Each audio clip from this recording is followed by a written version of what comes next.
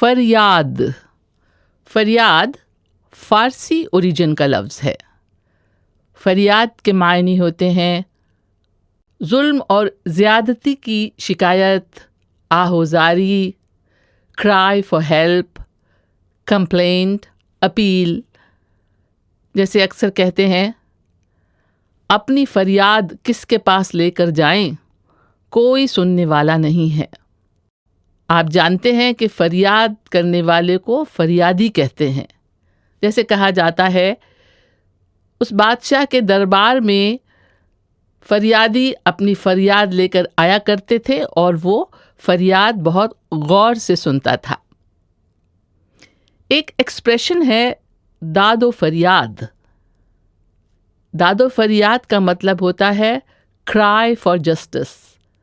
جیسے کہتے ہیں اس ظلم کے خلاف کوئی داد و فریاد بھی نہیں ہے.